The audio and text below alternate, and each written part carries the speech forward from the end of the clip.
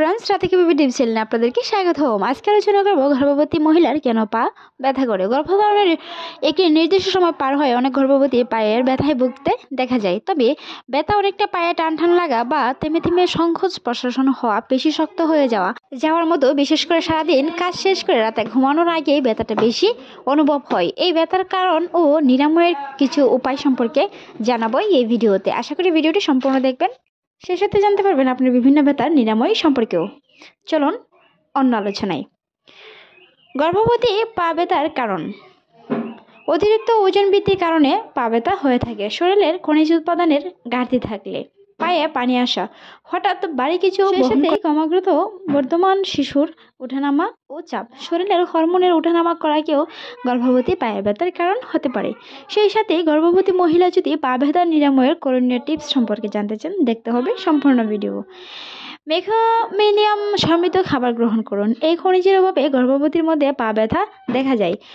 শস্যবীজ, শিম, বাদাম জাতীয় খাবার বেশি বেশি খান। নিয়মিত হালকা ব্যায়াম করুন। এর কারণে শরীরের সাথে ব্যায়ামের ভারসাম্য হবে এবং পায়ের উপর ভর দিয়ে বসবেন না। তবে মনে রাখবেন, যখন বসবেন পা ছড়িয়ে বসার চেষ্টা অবশ্যই করবেন।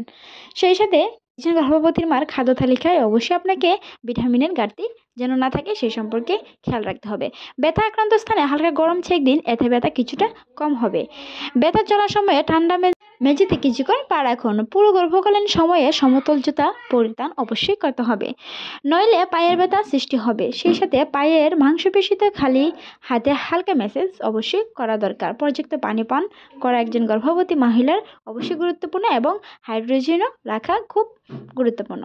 সেই সাথে একজন গর্ভবতী মা কফি, চা যতটা সম্ভব কম পান করুন। এতে শরীরের সোডিয়াম, ম্যাগনেসিয়াম ঘাটতি দেখা হয় আর এর কারণে পায়ের ব্যথা হয়ে থাকে। তবে শরীরের ক্যালসিয়ামের অভাবেও পায়ে অনেকটা টান ব্যথা অনুভূতি হতে পারে। তাই মিঠু জাতীয় খাবার, দুধ, দই, পায়েস এবং পানি খেতে পারেন।